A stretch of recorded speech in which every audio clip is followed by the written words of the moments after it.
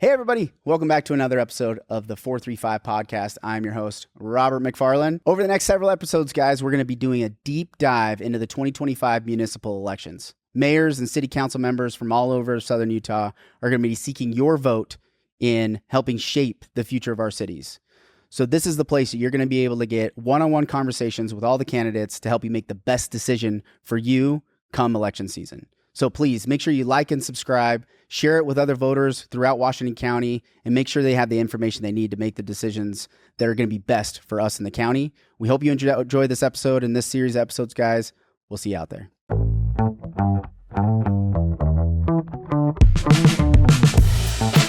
From the Blue Form Media Studios, this is the 435 podcast, the pulse of Southern Utah. Nanette Billings. Yeah. Clark Fawcett, how are you today? Good.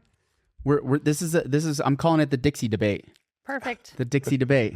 Do you like that? We both like Dixie, so we're good with that. As long as we don't debate on whether it should be Dixie or something else, because you know where we're going to be. I know it, and that's okay. We won't. We support Dixie. We won't debate that. Yeah, we won't. Dixie through and through. So Dixie through and through. Well, I appreciate you guys both coming on and talking. I know we talked about this right before we started recording, but it's an interesting election time frame because we're used to kind of a differing of opinions all over the political landscape. Yeah. But that's not necessarily the case in Hurricane. I don't think we have a whole lot of things that we differ on as far as how and what we should do. It's kind of, I guess not the how is the biggest debate. It's not what we should do. It's just how we go about doing it. Would you guys agree with that? Is that that's kind of where? So, mostly. Yeah. Yeah. And so I appreciate you guys both talking. And what we're going to do today mainly is talk through the issues together and then maybe highlight some places where we think the direction should go differently in the hows. And kind of look forward down and use our crystal balls and try to figure out how do we navigate this this growing community with with a small town spirit and keep that all together. So I think the first set of questions I think is around growth, and you both highlighted managing growth, controlling growth. I think are kind of the two differing sides of it as a platform for your campaign. So this question is kind of for both of you. So whoever wants to jump in first is what. How do we define that growth? That growth, it can mean different things, but what measure of growth do you think needs to be addressed or managed? Like, what's the measure? Is it population? Is it buildings? Is it? Not to me. It's not population or buildings. It's actually just maybe density. Okay. Personally, I look at it and say, if they have the zoning, then they can build it. And our master plan, it talks about like what we want in different areas. So if we're going to have multifamily in one area, they can build that there. But if it's single family in this area or commercial, then we follow that. So I don't think it's necessarily like what is being built there, because we already kind of know that based on our plan. And we have very brilliant people that made this plan that we spent $90,000 on and that we probably need to update in the next couple of years. Yeah, it's no longer the 20-year plan is tough to say 20 years it's going to look like this. They're kind of It's been shorter almost term. 5. It was right at the very beginning of my first term as being on council. And Clark was city manager at that time. And we really had a lot of really good insight.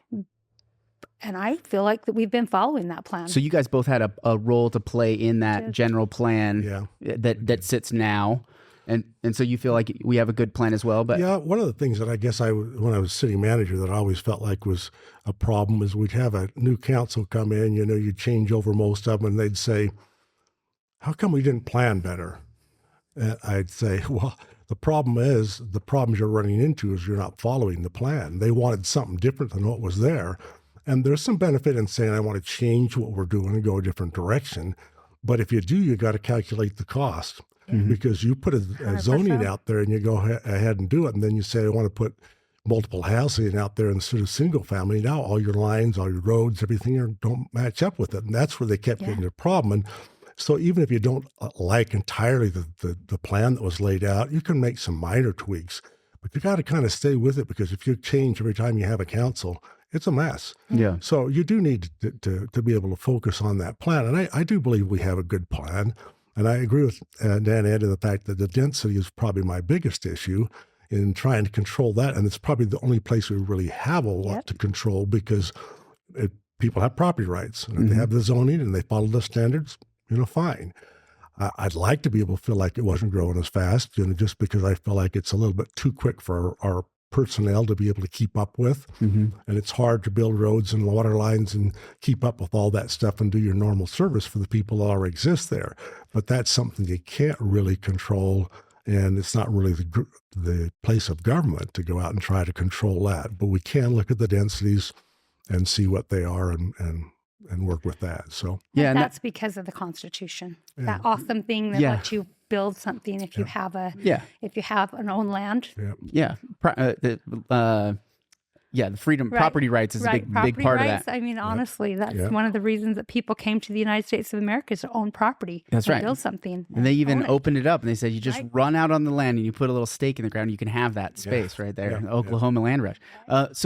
But in the I was reading a St. George news article, and it was talking about how Hurricane City's grown by roughly 5%, I think, annualized over about the last 5 to 7 years, I think is roughly what it is. And you had mentioned that 2 to 2.5 would be better. And you kind of already answered this question, but, thinking of population growth, back to making sure I understand this right, it's not about controlling how many people are there. It's controlling what gets built and where. Am I understanding that? And some of that's just going to come from the infrastructure. Like, for example, like our power lines, or substations or water tanks, unless you have the infrastructure, they can't build it anyway because you don't have adequate facilities. Right. And that gets controlled based on the city being able to provide. Keep up. Honestly. Yeah. And that's one of the things that I guess I look at too, and is that we've seem to always build on the outside edges of our community. And I think we can do a little bit better job of controlling that. At times, I felt like the council has been in a situation where they wanted to approve that, but the services really weren't adequate. And we need to be able to say, no, we can't do that. That's not the city's role to build those lines and things out there. They will at some time, or you can go ahead and do it, but you're going to front all the costs and do everything. You got to get the easements, you got to get everything for it. And we're not going to give you any zone changes or anything else in advance. And I felt like we've had some in the recent past, not necessarily what's right there as far as the council, but they've gone ahead and approved a zone change in an area where there's no services. And then that puts pressure back on the city because they want to get something done, and it's really not the city's problem to do it. So yes, that's another way I think you can do it. They buy property, it doesn't have services. They're just going to have to hold on to it till it gets out there. And while Clark and I have both been on the council and as mayor, we have not had those same issues. We haven't had those just rubber stamp zone changes where people have just come in and said, we'd like this on the outskirts, because our council said there's not adequate facilities. No. But before, the previous councils, they just, okay, you want it, we'll just give it to you. And so now those other, I'm going to say the developments, they've come in and now they're having to figure out how to get their development there because there's not adequate facilities. So they're paying for all of it. So what are the services that are most stressed, I think, in Hurricane as of right now? And what's the priority? Well, all three. It'd be power, sewer, and water. Power, sewer, and water. And even our roads access is another issue that's going to be there. Some of them have fairly good roads, but that's another issue that you got to deal with as well. So if you were to prioritize them, what would you say the top priority is? Well, they can't build without all three: power, sewer, water, and access are 4. So I'm going to say all of it. They have to build all of it. It seems like they always come in, they want power first. That's where we seem to be hit. They come in and say, we want an extension of a power line. And they'd come in asking. When I first came on the council, we had several of those that came in and wanted power. And I'm saying, now, wait a second. I don't want to sign an extension of power and say, okay, we're going to bring you power and you're going to pay for it. Let's look at the whole picture. I mean, if you don't have water, you're not going to be able to do it. If we bring you a power line and you spend all that money and you don't have water and stuff, then you're going to be pressured to do it. Let's look at the whole package, find out exactly what you've got to do, drainage in addition to that, and other types of things that you're going to have. Let's look at the whole package. When we decide how we're going to do the whole package, then we can say, okay, we'll sign an agreement. this is what you've got to do. When you get it done, come back and see us or whatever. Yeah. So and they really can't move forward till they do that. It's So you I have to think, do all. and this is circumstantial because I heard this from somebody, but I think developers right now, as they're putting their development up, they're being told that there's no guarantee for water into those developments in Hurricane City. Is that accurate? That's anywhere in Washington County. So all of Washington County is like that. You know, they do a will serve letter, and as I've said on that board, I guess I've disagreed a little bit with them. They do a will serve letter, but the will serve letter has a disclaimer at the bottom said there may not be water available when you. Has that always been there? No, it's only been about 2.5 years. But the thing that happens with it, and this is where I disagree, I guess, with the fact is that they don't keep track of whether water is used or not until somebody builds the home. That's when they pay their impact fee, and then they subtract the water. So you have a lot of lots sitting out there that if they all came in today, would we have water for all of them? We have 27,000 plotted. And so to me, I feel like they should be subtracting them at that time. And maybe that means you got to change the focus of when you make them pay. Maybe they got to pay the impact fee up front. But if those developers knew that they might not get water at the end, maybe they'd be willing to pay that quicker. I don't know. But that's a concern I guess I've had. And I feel like that if we get down the road somewhere and all of a sudden we don't have water to service those, a guy went out and spent $10 million and built his first 5 lots, and then you come in on the 6th and say, no, we're out of water, it's going to produce some pretty good lawsuits.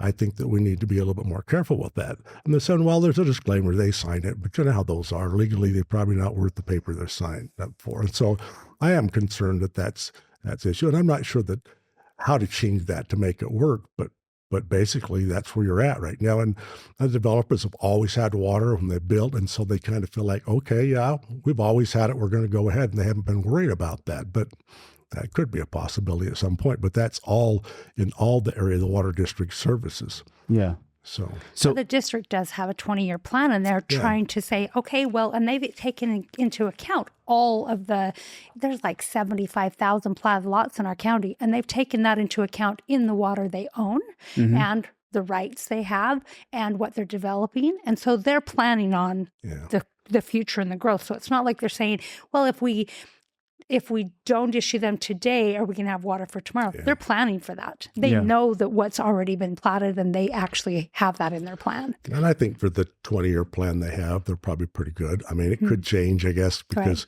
sometimes the projects don't get built as fast as they want to, or sometimes they go faster than what we I'm talking about too. the water projects that they're actually the projects water. themselves. Oh, yeah, right. And so, you're right, but the projects they're building go faster or slower and whatever. So there could be something in there, but I'm fairly comfortable within that period of time we're not going to have a problem, and they didn't work with it. But beyond that, I'm not sure what the next step is to try to get water beyond that 20 years, because we're going to have reuse, we're going to have conservation, we're going to use the water rights that's already been developed and stuff. And there's still some. Almost every meeting we go to at the Water Conservancy District, they got some water rights they're purchasing from somebody along the line. And I don't know how much of that they've considered in that plan. Probably not until they actually acquire it. But we're not talking about things that are going to put us, 50 or 100,000 people. We're talking about maybe another 1,000 or something, that they're going to get with the water they're buying. So, I mean, I think when I was doing some research on your opposing opinions about this, Nanette, you've seen, I think, a little bit more hopeful and more less worried about the future of water. And I have a lot of faith. You got a lot of faith. God created the world. He can definitely sustain the world. He can I am definitely provide. Not a pessimistic person on water. Yeah. And it's not because I think we have smart people on it. We have a very good group of masterminds that are working on this with our water district and then within our cities, that we're all working together. And we are collaborative. Like, we have a regional water supply. Clark's on that board. And honestly, I feel very confident that we are going to be able to solve the problem. And it's not because of people. It's when you come down to like building infrastructure, like our community, we are only in charge of access and retention and delivering those 3 things.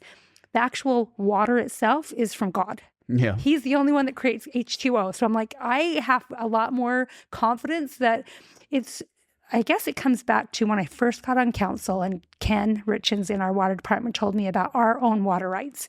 And I said, kind of explain to me where we acquired the Tokerville, like the spring from the Tokerville Falls, those springs. And our rights. And I went over all of our rights.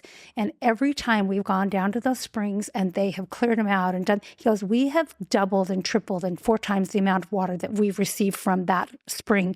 And my feeling is, it was just the time, and he goes, and it was just the time we needed it because we had more people that have just moved in. We needed more water. And I just know how God's hand just works in our lives. And I am not a pessimist.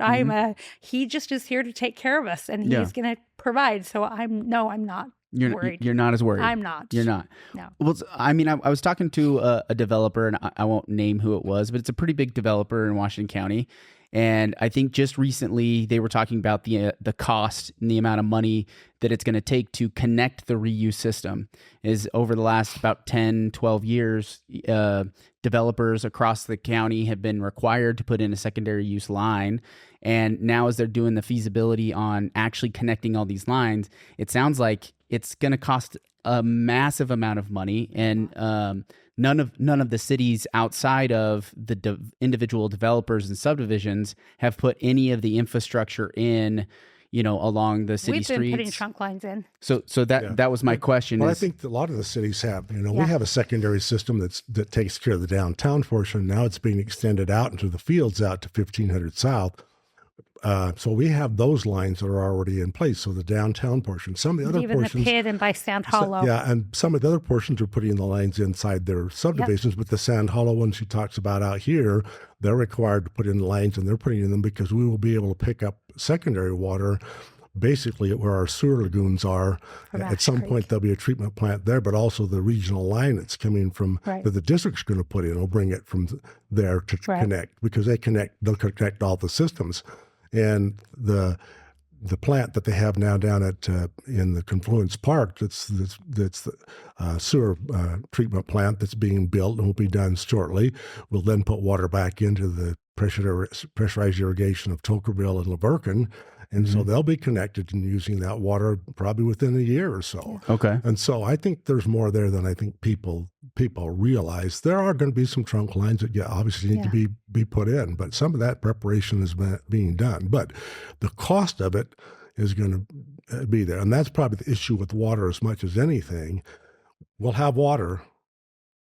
But what's the cost? But the cost is going to go up. It's always going to keep going up because trying to develop more rights, and it gets the water rights you have are harder to develop or take more money or whatever else to deal with. And so we're going to see that continue to go up. And will they still be able to afford to build in with that water? And they're using less water. So like you're talking, and it will be like conversion. So when Clark's talking about the Ash Creek with the Confluence Park, it's important to realize that the users like Laverkin, Tokerville, Hurricane that are part of Ash Creek that are converting that water from sewage to clean it to type 1 so it can go on their outside irrigation. They've been using perfectly good spring water on their outside irrigation. And so now it's converting that outside irrigation, perfectly good spring water to drinking water in homes. So now they can have the 1,200 homes that they're wanting to build basically off of the new parkway that goes around Tokerville, their bypass road, or Laverkin or Hurricane, because that spring water can be used for homes instead.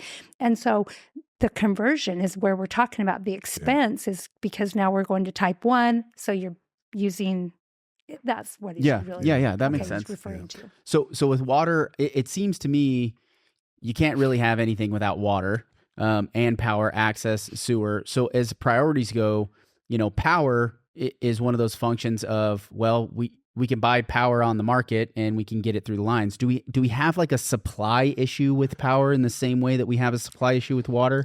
Yeah, I think that we do, but that's more regulatory, I guess, more than anything else, because the federal government's taken the stance of taking all the coal-fired plants offline. And so a lot of seems those, like they've reversed that, I think, just recently. But a lot of those have come down and gone offline.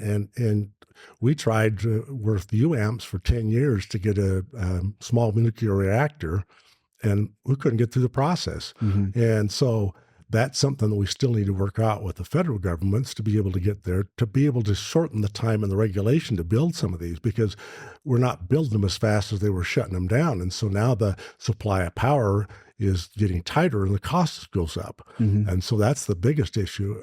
They've brought on wind and they've brought on solar, a lot of that.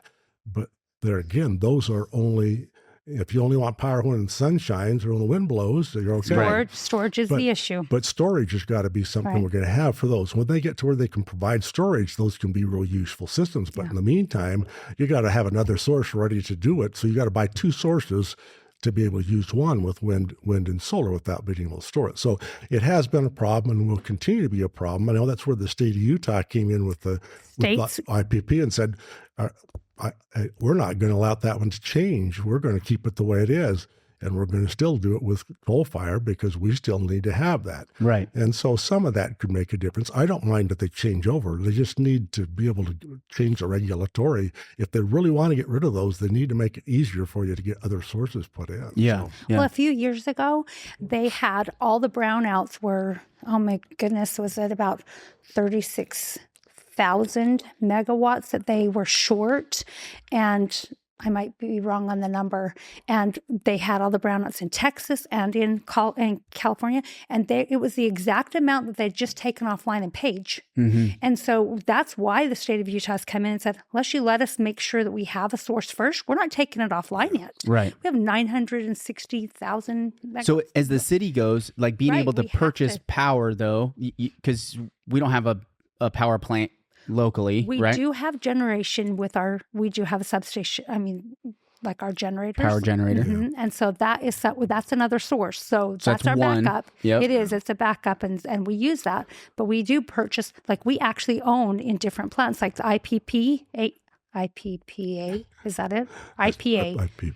In Delta, we own 2% of that. So all of these different sources, the Huntington, the Nepo, the Basin, all of those, we own part of the plant. We purchased it. So that is part of our source, but we're actually low on source. That's why we were trying to get into the nuclear reactors like Clark's talking about for the last 10 years. So thinking about, and I think I'm hopeful that is going to restart, because I don't think that has been fully shut down, right? The nuclear reactor in Wyoming.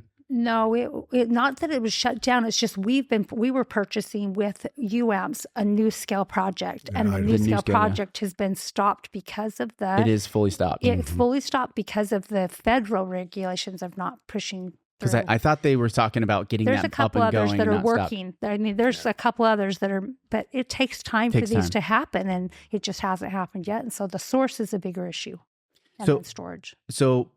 Storage, and then getting the lines, actually running the lines to the individual properties. That's going to be a huge thing. And then sewer, I guess, obviously roads, you could pave a road. It costs money, but you could pave a road. But sewer lines, sewer capacity with water treatment, things like that. Are we getting into a situation where, expanding that out is going to require heavy capital investment? Well, in our case right now, because they built the one for Verker and Tokerville, that was going to expand it. So we could have used those sewer dunes for a lot more years. Yeah.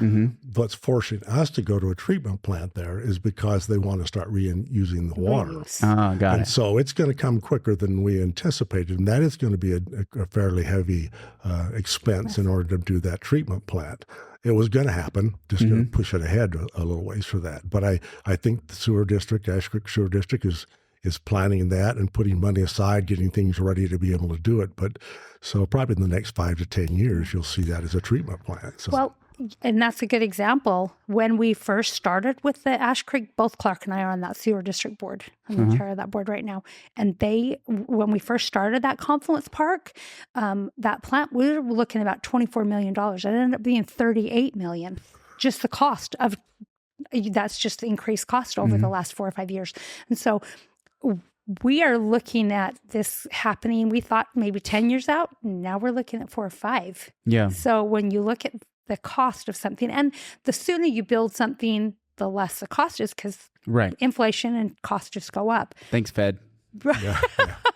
But but it's still going to be something we know that we're going to have increased costs. Yeah. Okay. So thinking about growth and like what are those priorities? It seems like it funnels down to water allocation and resources. All of those things kind of go into play, but water still seems to be the central point in that. And with all of these things, it's going to raise costs. And so when going back to maintaining the small town feel, I think this is one of those things that it sounds good as a political platform. It's like we want to maintain this small town feel, but do you see the small town feel, the ability to preserve that as over the next 10 years? How do you go about doing that? I mean, what's the strategy in place to maintain that small town feel if we continue to grow at the rate that we grow? Clark, because I read it from you, Clark, is the small town feel was one of your main. I do. To me, I guess it's a matter of getting everybody involved, and I want to push a lot more for that type of thing, to get out more outreach to the public, to get more people involved, to get more people knowing what's happening in the community.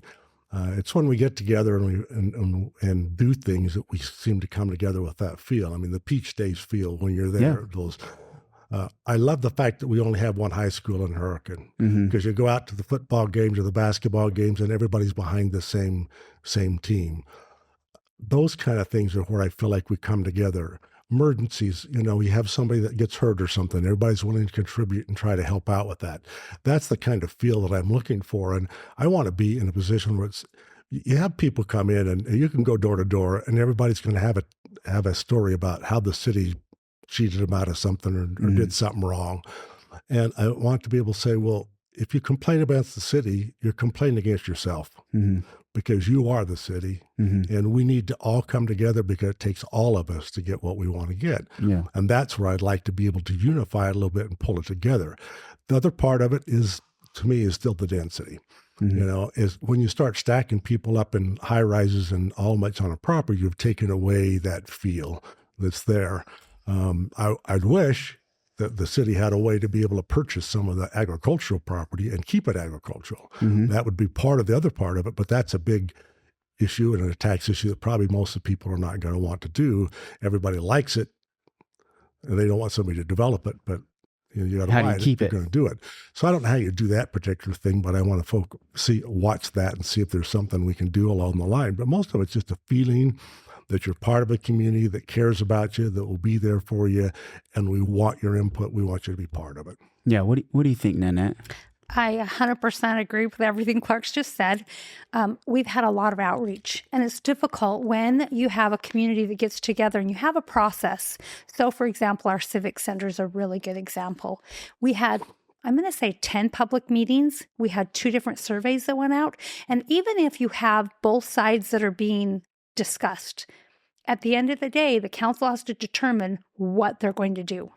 And I've never voted for high density zone changes ever. And so even though this parcel is supposed to be multifamily downtown, our council didn't vote to have a high density zone change. And honestly, it's because we don't want high rises. But can we have something there that's multifamily? Sure. But it doesn't have to be 4 stories, and it doesn't have to be 180 units. It can be 60 units, and it can be a 2-story. And so some of those things are you're in the 100 North area. You're going to have more high density on 100 North than you are on maybe 1300. There's just, when you move out, that's when you get so that you have less density. So I think it's important that the small town charm comes from being able to still go to the farm, still be able to have things. But you have to remember, when the farmer wants to sell, the small town charms also that people have property rights. And I love the fact that we have just good people. You can know your neighbor where you live. And I feel like people do know their neighbor. Like when you're talking about going to Peach Days or the football game and we just come together as a community. So I call it small town charm, because I feel like that is the charm of living in Hurricane. People love each other and are concerned about each other. They care about each other and they help each other.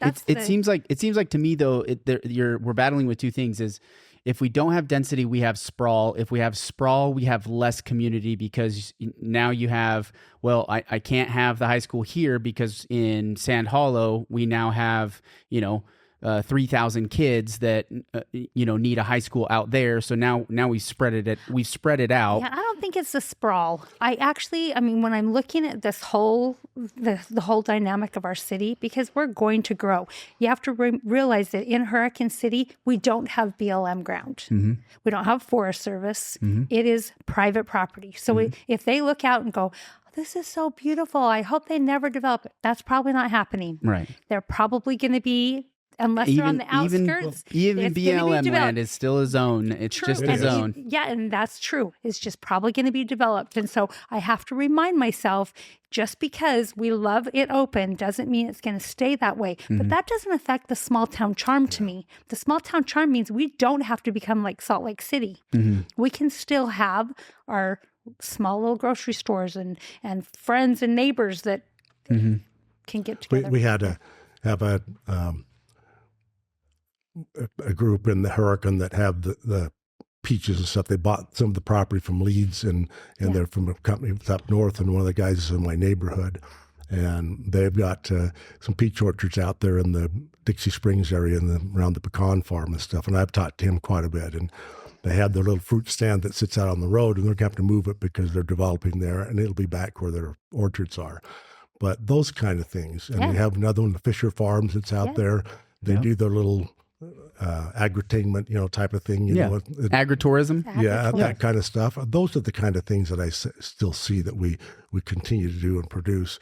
I remember a few years ago, and Nanette will know the person that I'm talking about, but he came from New Jersey and retired here. And Tom Hershey was the mayor at the time, and he came in and he actually came down to a 4th of July celebration when he was looking for his home and working with the developers doing it. And of course he met the mayor and talked to him there and met some other people around other things. And he said, I thought it was in Mayberry. And I said, that's what we want to feel like. We want to feel like that's the kind of thing where people come together. You have these small town events. People are happy to be there. They greet you. They welcome you, that kind of stuff. That's the kind of feel, the welcoming feel we want to see people have when they come. Yeah. It's been disappointing to see online how people have treated each other during this election, because that's not normal. And I'll have to say, I'm disappointed, but I look at it and say, well, it's people feel like that maybe keyboard warriors, they can just jump on and say something that's maybe not kind or not even correct, not even honest, not even truthful. But that's where we can have other people say, that's not right. That's not kind. Right. Let's be better and above that. And so I feel like that kind of has changed over this portion of the election after the primary, which I'm super grateful, because it shouldn't be, we're not evil. Clark and I are not evil people. We're not doing evil things. We haven't done anything evil for our city. Yeah. And so looking at it and saying, what is it that we're trying to accomplish, and that we want to have other people see that, because leadership matters and how we handle situations matter. Right. And I think a lot of it comes out of fear, right? Is it a lot of this negativity and the way people get behind a keyboard? It's because there's a fear around something. Sometimes maybe fear, but there's even more than that. Sometimes people have an agenda and people want to do something. Like I have to say about the signs. They came in, they put up some signs that said Hurricane deserves better. So when they put them up, first of all, it's not your First Amendment right to put up a sign around your city that doesn't have your name on it. That's not your First Amendment right. You can hold it. That's your First Amendment right. You can put it on your car. That's your First Amendment right. You can put it on your personal property. That's your first. But to put random signs around your city without you participating or your name, that's not your First Amendment. So that's the first thing, they broke the law.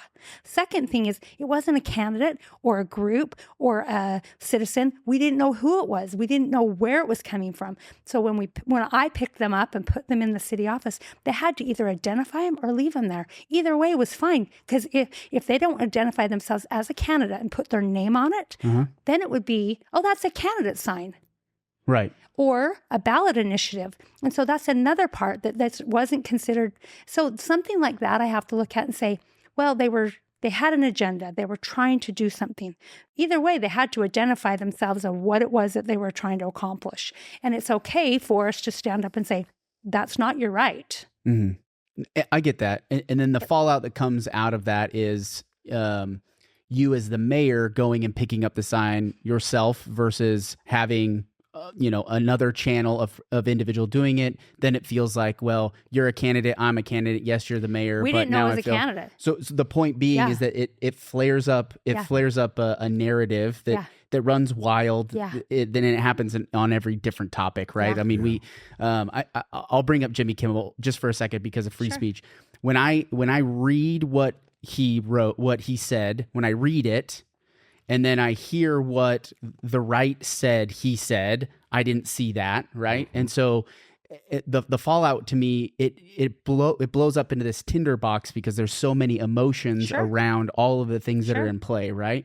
And so then when you're told this is actually what he said or this is what he meant to say, and you just lens it now through that lens, then you're like, oh, I can see how they saw it that way. But when I just read it on my own without having any influence, 100%. I didn't read it the same way that everybody else read it, right? And so we end up into this fervor over control. And I still think that it comes out of fear, right? It comes out of, we don't want something to either change or continue in a direction that we don't like. And so it fires up emotions. And I think the political atmosphere is just in chaos too, right? So it trickles into the city at the same time. The thing is, one of the things that I feel like goes with a small town feel, I used to say with city manager, I wanted my door open so people could come. And obviously, sometimes they showed up and you're in a meeting and you have to come back. You may have to schedule an appointment. But I said, when I get to the point where I can't have an open door that citizens can come and talk to me, I don't want to be there anymore. Yeah. And that's the way I feel. I know Nanette's done that as a mayor. She tries to talk to everybody. A lot of cities that you can't do that anymore. Yeah. And I want to be accessible as a mayor. I want to be city council members be accessible, and the city manager and the staff to be accessible so that people can come in. And there obviously got to be a reason, but you're not going to be in a position where you say, well, we can't come. And then you encourage them that if they see that on the internet, rather than they say, oh, well, that's gospel truth, they go to the source. Right. I had people when I was city manager that were always doing that. And I got several of them converted that they would call me up as soon as they heard something and say, okay, tell me the story. Mm-hmm. And I would, and they'd go, okay, now I know. And they wouldn't help spread the rumor. And that's where I think we got to get people is to say, if you're concerned, if you're nervous or scared or anything else, we welcome you to come and talk to us, and we'll help you to find out. And if it's true, that's fine. You can match your campaign. You can have your say. That's part of the small town feel too. We want that. We want you to come and talk to us. Don't just throw it out there. Now, again, as Nanette's mentioned, there are some of them that have an agenda and they just want to throw it out there. They want to stir that up. Mm-hmm. Those you can't stop. But if you can get people to say, hey, we trust you enough to come and talk to you. We encourage you to come and talk to us. So let us know.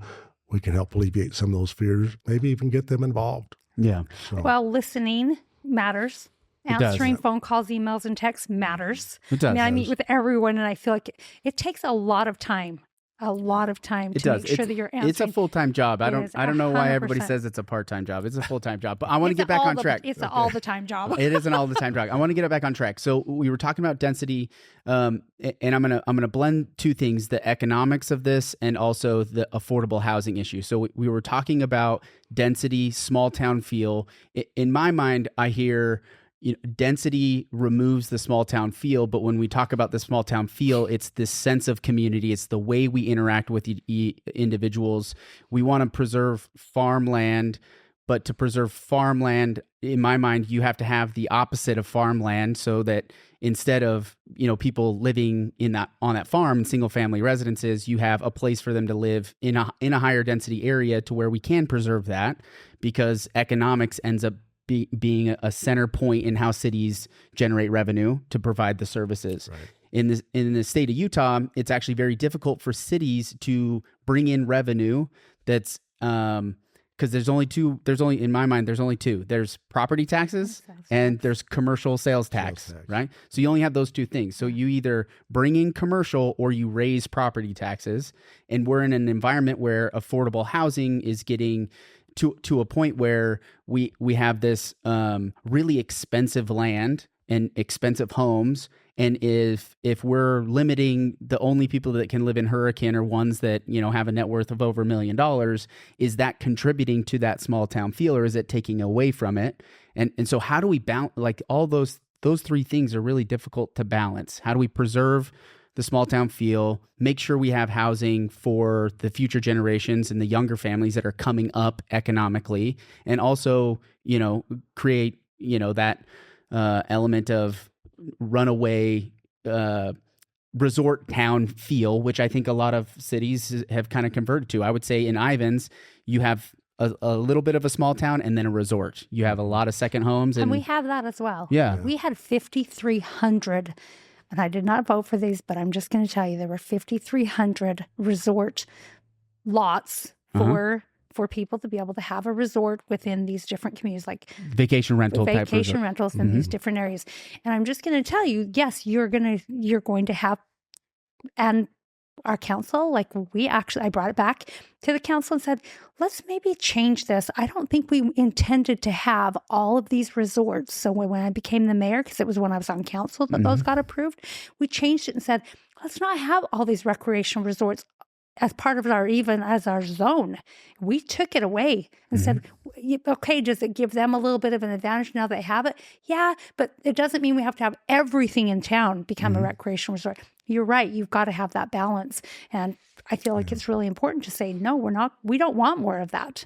We want to be able to have a place for people to build a house, for somebody to be able to live. And we've got to have a place for our teachers and our firefighters and our nurses and just our normal people that are going to stock the shelves at Walmart, where we need all of them. And most of them can't afford quarter acre lot of developed land. Right. Well, and I think it is a big problem, and we have to be able to get out to see the public, because like Nanette was talking about the Civic Center property.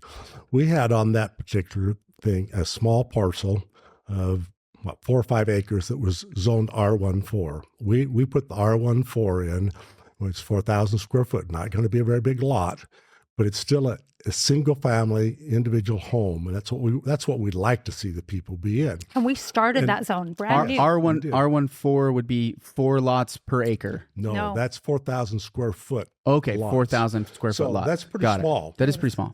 But we restricted the size of the homes that could be on there, and we wanted to try some of those and be able to do it. So in this particular property, we zoned one little parcel that way, thinking now the city owns the property, we can control it, we can kind of help see what's going to be in on there. But as the people surrounded it just were upset and didn't want it. We didn't actually put that in when we did the zone change. Right. The biggest problem I see... They didn't want single family homes next to them? They didn't want that density. Now, and that's where I feel like the biggest problem with affordable homes is nobody wants it next to them. Don't put it in my backyard. That's what happens with a lot of them. And do you believe that a 4,000 square foot single family home is any kind of real density? It is in Hurricane for a lot of people. Oh, okay. Because they're on half acres or quarter acre and stuff. That philosophy somehow needs to be able to them to understand. I feel like we need to get out and say, okay, what do you really want? You know, you got kids. I've got one that's living with me still that can't afford a home and whatever.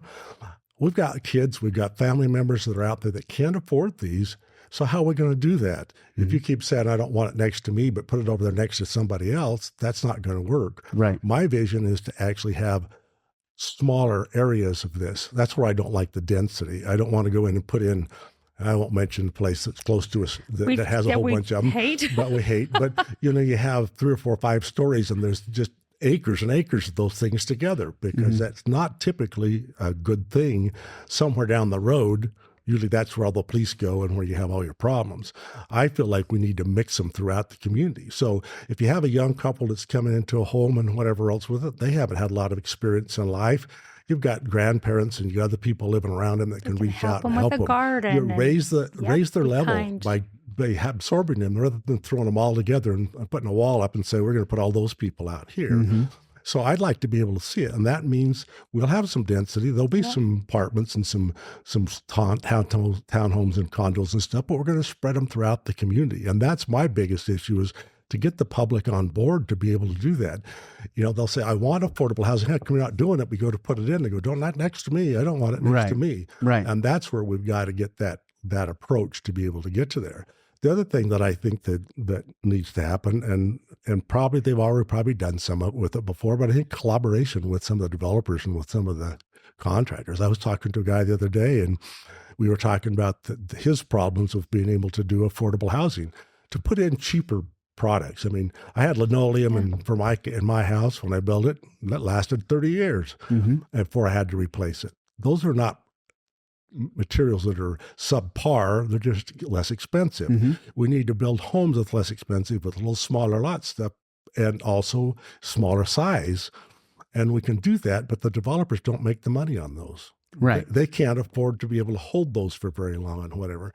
And so I was talking. Well, I mean, the alternative is saying, okay, well, I could build a home like that and I could sell it for $400,000, but I also could use in the same lot and go and sell it for $500,000, and I can make a 20% margin on the difference of that. So I'll just build the nicer product that I know is going to sell. And that's where I want to be able to sit down with them and say, okay, what can we do?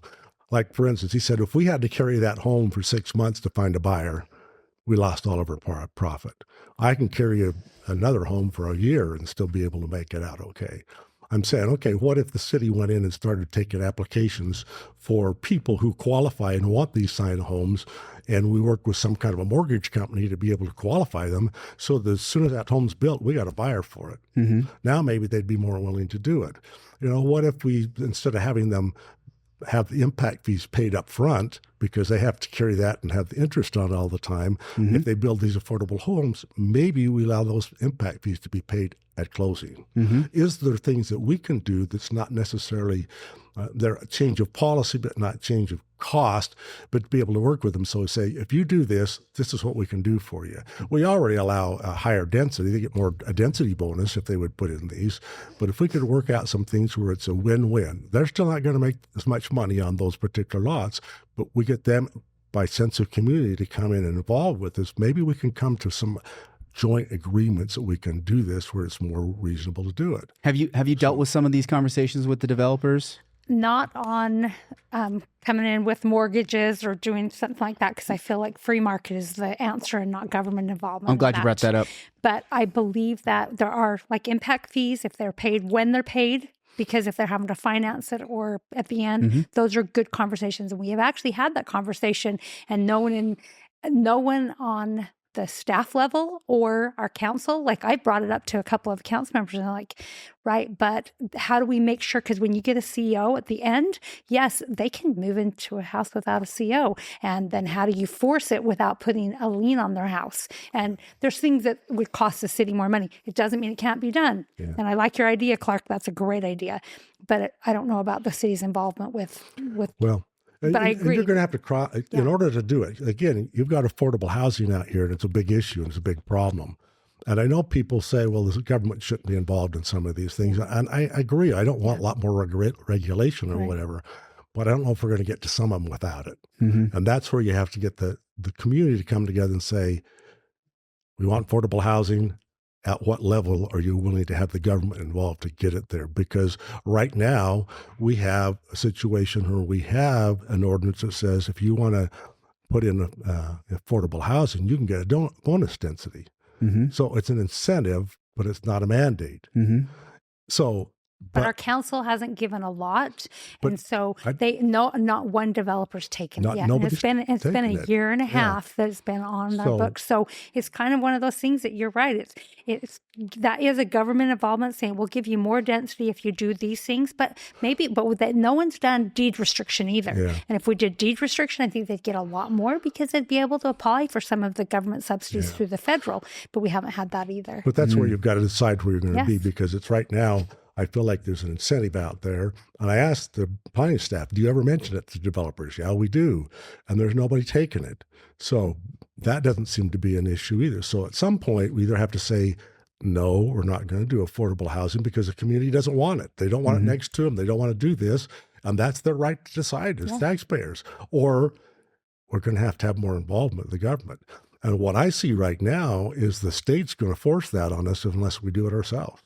Yeah. And I would rather do the city decide how we're going to do that and have the state force it on us, because they're continue to work at those, because they have got too many developers and they're not going to be what we want to see. Yeah. They're going to make it to the developer's side. And so I would rather do it, even if it has to be a little government involvement from our standpoint, but not be a mandate to people, but an incentive and an opportunity.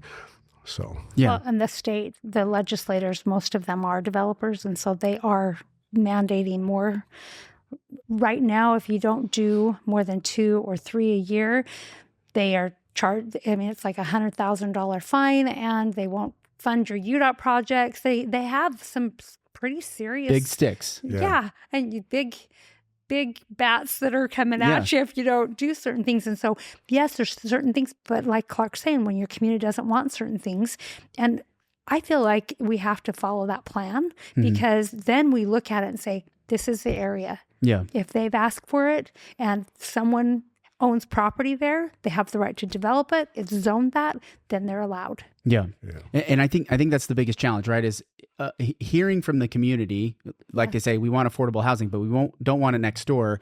At a certain point, you know, my son wants a cookie, but it's right before dinner, and it's not that I don't want to give him the cookie. It's just that he's going to spoil his dinner. So how do we, as a leader, how do we go through and educate the city and communicate to the city, you know, why these things are important and they are where they are, and not everybody's going to be happy, right? I think both of you have been in this business long enough to where you're not going to make everybody happy. That's the challenge. Like during the civic center process, I felt like we have to go through the process, regardless of what I agree with or not agree with. I'm going to have everyone at the table, regardless of if I believe in what they're talking about or not. Do I want high density? No, I don't want 4-story apartment buildings here. But am I okay with 35 feet with 2-story? Yes. Am I okay with, you know, the density that our city has right there because it's zoned multifamily? Yes. But even if the neighbors don't love it, they knew they're on 100 North. They knew they lived downtown. They knew they were next to multifamily area. So it's not like it's a surprise going, oh, they're just not wanting it, but that's still, they're living next to something that's downtown. Right. And so I have to look at it and say, I understand, but this is still zoned for that. So we still have to allow some of this to go in, even if you don't love it. Or at the end of the day, that's where elections come in and they go, we don't love what you've decided, even though I didn't vote for that, or because I've never voted for high density zone changes. Right. But you cannot make everyone happy. Exactly. Do you think the impact fees in Hurricane, I haven't looked at the analysis of impact fees for different cities. Do you think impact fees are the biggest tool that you have in this? And how does it compare to develop in Hurricane versus other cities? I don't think that that's the biggest tool, because I'll tell you, it's an impact.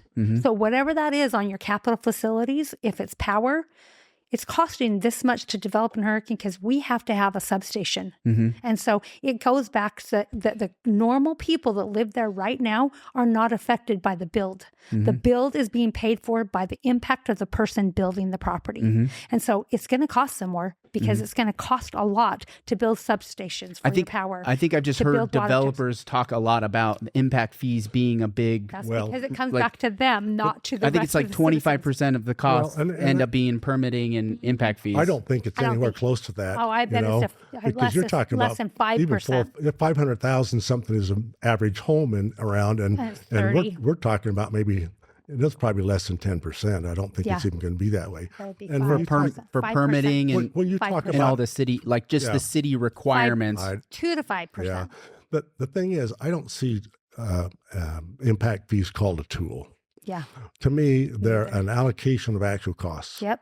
I had a guy come into my office one time back in the downturn. It was and he said, we've got to lower these impact fees because nobody can build, whatever else with it. I had a discussion with him, and he walked out of the room shaking his head. I always thought impact fees were a way the city used to control growth. They raised them when they wanted to slow it, and they lowered them when they wanted to increase it. He didn't have any idea it was actual cost trying to be allocated that direction. And to me, one of the things when I first started with the city, if somebody wanted to run something, they had to pay all the costs. And regardless if they'd run it past everybody's place or not. And so if they had to do a development to put a water tank in, they had to pay all the lines into the water tank. And so what we did was to say, rather than have that burden all be on one person, we'll allocate those costs over everybody. And Everyone that's building. Yeah, everybody that's going to build That's throughout gonna the thing build. to pay for this. And so the developers at the time, that was great because they'd have to pay those things. Well, we're down the road a lot of years, and now they're complaining so much about the impact fees. I kind of want to say, well, let's go back to the old system. Yeah. You can pay for everything when it comes Yeah. up, and then see what you do. It's a way to try to do it. Is it perfect? No. It's far from perfect. Trying to develop an impact fee study and get the actual costs is sitting in the person with the budget and trying to make the things pay. I looked at him and said, my kids got to build a home. They're too high. But if I'm trying to pay for the costs in here, that doesn't even come close to matching the costs, even though you try to allocate them.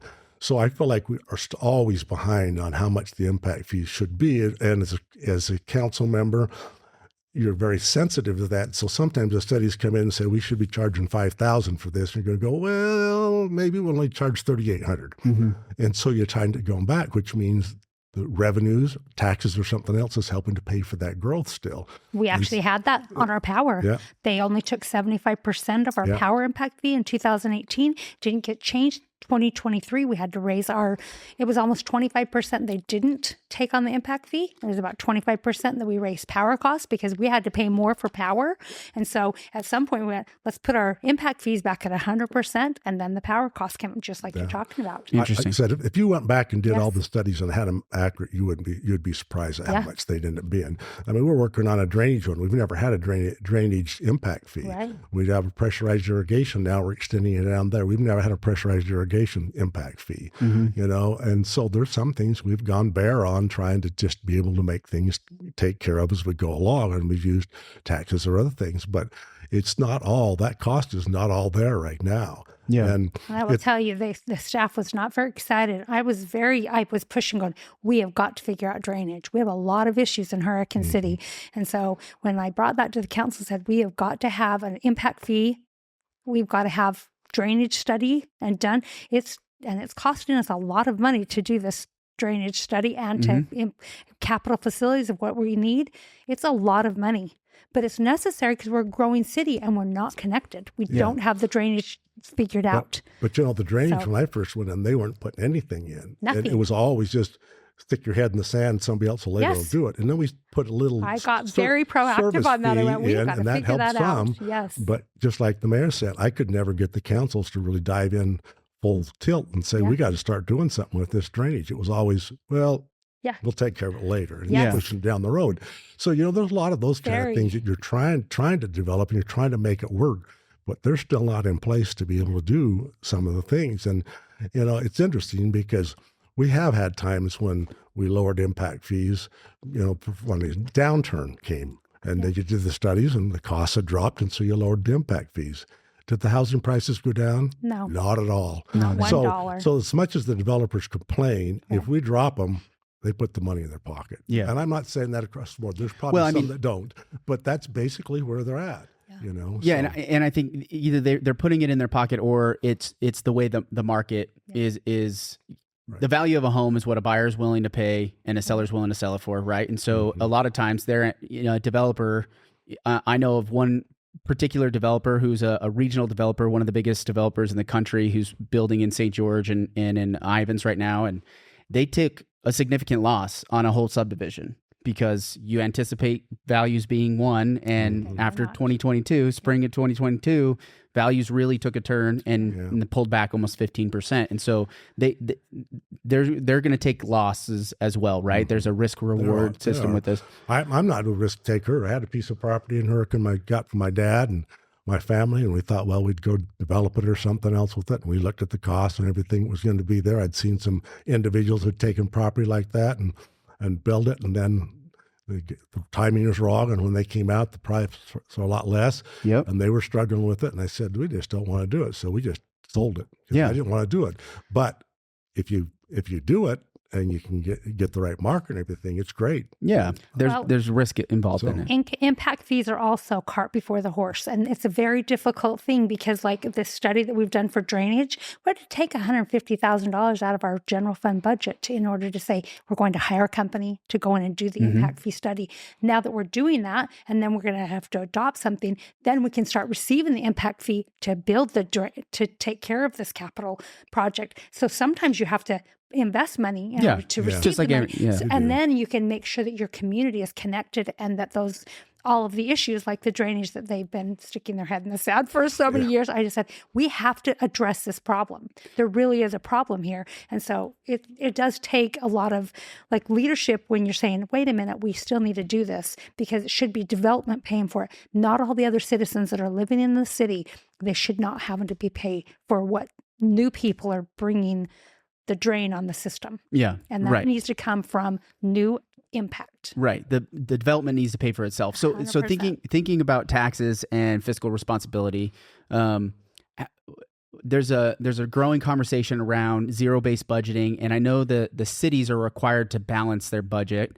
When you allocate, going through this last year and allocating money and taxes, how do you guys look at projecting into the future and what future costs can be and future revenues can be? How do you do that in the city? And is there a different way that we've done it in the past or how we're doing it now that we should be doing? So I think maybe going to you first about how do we handle the budget and leading, forecasting out the budget? What's the system look like now? And do you think some changes need to be made? So I'm going to tell you, Clark did a great job with our city. Very forward thinking in how, especially on projects and especially on, like if we need to buy vehicles, that's a really good example.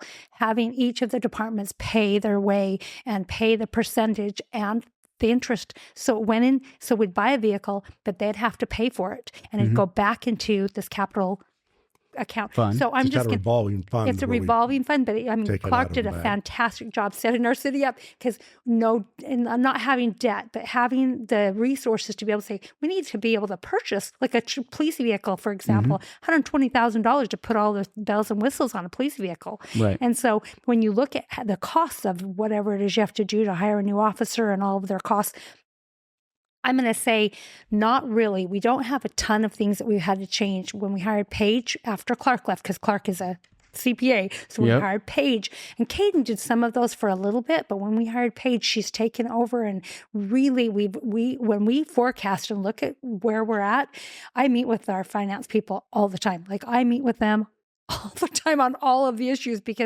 but it really, Clark, you've done a great job to set us up, and we are really Good job, Clark. honestly, when we forecast, we look at the sales tax, and we've had a lot more sales tax. Our city's growing, and we've had more new businesses come in, and that's helped. But we still haven't forecasted more. We've actually budgeted less and then had more come in because you never want to over allocate the amount that you're going to say that you're going to spend. So I really appreciate about fiscal responsibility and staying and living within your means. And that's something that I am absolutely adamant about. And Clark actually set our city up, and we have followed those same things. While I was on council those first 2 years, it was really good to go through the budget with Clark because he was fantastic with following through, with showing us how the budget worked. And so the last 3.5 years of being the mayor, very easy to follow that same type of the way that he had already set it up. And I don't feel like we had to change anything personally. Well, I'm glad I brought that up for you at least. Perfect. Because of my financial background and stuff, it's been good. But I've always believed in zero-based budgeting. I had too many departments that would say, "Okay, here's my line item, and then I'm going to add 10% because things went up." I went through it, and I'd say, "No, I want detail. You've got to give me a breakdown of everything that's in that budget." And I have had people who were going, okay, I used 3,000. I put in 3,000 last year for a budget. I only spent 1,000, but it should be 4,000 this year. And I'm going, wait a second, that doesn't matter. So I would cut those line items down. If they weren't going to give me a detail on it, I'm going to cut it.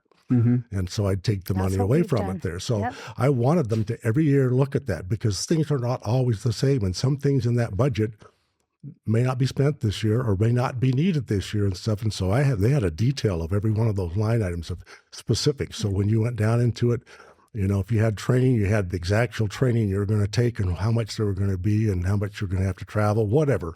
So I believe that way because you've just tried to build it on the other, it just continues to grow. The other thing is, and Annette's already alluded to this, is the fact that it's always a matter of under budget revenues and over budget expenditures. And by doing so, you've got a cushion on the expenditure side of it if you need to a little bit. And not, I shouldn't say really over budget, because you have to be kind of tight in order to stay within those revenues. But you try to look at that on just a little bit the high side, but the revenues were always less. And in doing so, there was only just a couple of years, and that was during the downturn, when we actually had less money come in than we spent. You're talking about 2008, 8, 9. Other than that, every year we had a surplus. And so we'd take that surplus, because you can only carry so much in the general fund. Right. And if you carry more, so you'd take it and transfer it to a capital project fund, putting it towards something you're planning on doing. So I always felt like that if we did that, a lot of times we could accumulate some or all to do a project, so we could do it out of cash and not have to do it out of borrowing. And so that's, we're at the Civic Center thing now. Exactly. We've got like $14 million sitting in the account towards that project. Now it's a $38 million project, if Caden tells me right. So we got some, but we got to start on it. And that's what we've tried to do and always kind of keep pushing towards. And I think with doing that, you always have a little extra to be able to do some of those projects. Now, do you need to borrow? Yeah, there are some places you just have to borrow for in order to be able to do it and take care of it. But I think that you always try to make it so that you look ahead and say, what do I need the money for, and can we plan to be able to get there without having to do the debt structure? My husband's a financial advisor, and so our entire marriage, we've done zero budgeting. We'll just say, what are we going to spend? And we like zero base budgeting. Zero base. We'll just say, we're going to zero. Like, we need this much gas. So you aren't just, and then you can put the other money away when things come in, and you decide.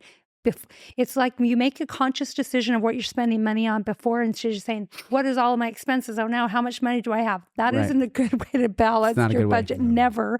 And so I just appreciate the fact that we have good people helping us. That's awesome. So.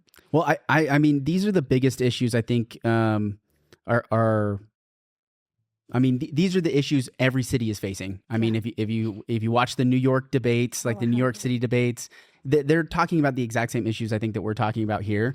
And I think it'll be interesting to see how November comes in with the local elections. But on the whole, I think there's a lot of talented individuals, both of you being running for mayor in Hurricane. I think there's a lot of talent. The only benefit is I will still be the mayor and Clark would still be on the council. So I'm going to say that would be that would be the best thing. I had somebody come up and ask me one time. They said, he says, I kind of like you on the council. And I said, one of my problems is I like my vote. I do. I really like the vote. And he said, well, I think I may vote for somebody else so I can keep you on the council. That's a strategy. Yeah, that's a strategy. But I appreciate you guys coming together and talking about these issues, and knowing that in general, the city of Hurricane's on the same page. I think the leaders within the city are on the same page. Great council right now. Honestly, good discussion. We have everyone has their voices are heard, and even if they're different, we do not have discontent or rude comments. Everyone is very respectful, and it's a beautiful